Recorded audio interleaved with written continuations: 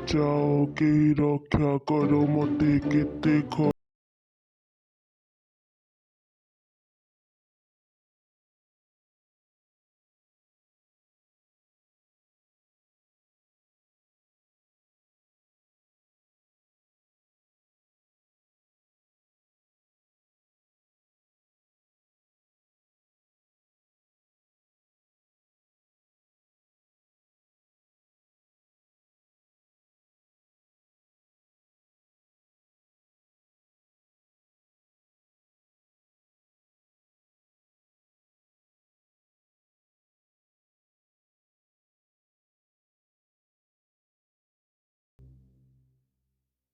गछटी को नहीं जाई टिकी चढ़ी ता बाड़ी रे लगई दिए।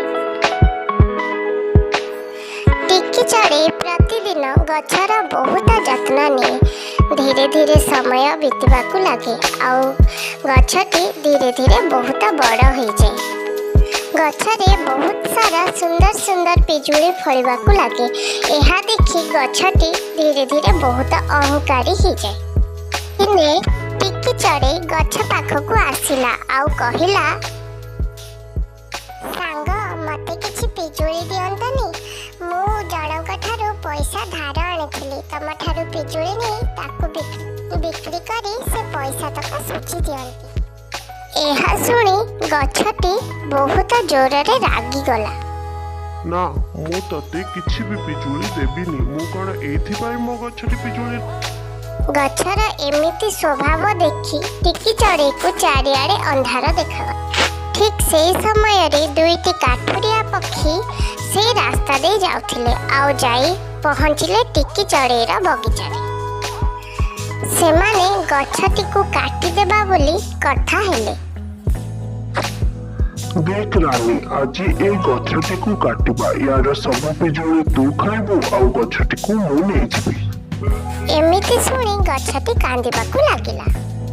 ना ना मते छाड़ी दियो, मते रक्षा कर। चढ़ी तू कोठी अछु? टिकी चढ़ी मते सहायता कर। गछटीर एमिति कांद सुनी सेठारे टिकी चढ़ी पहुंची गला। टिकी चढ़ी को देखिला परे से माने जानिले कि एटा टिकी चढ़ीर बगीचा बोली। आउ काठुरिया पक्षी दल सेठिरु डरी गले। बगीचार मालिक एठा को आसिलानी। एठा क्या जल्दी पळेबा नहेले से हमको बहुत पिटिबो।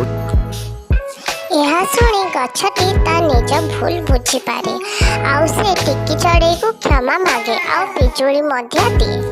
तापरे गछ आउ टिकी चढ़ी पुणी थरे सांग हे जाती। सांग माने आजिर कहानी रो आपण माने कोन सिखिले आमको कमेंट रे निश्चय जणांतु।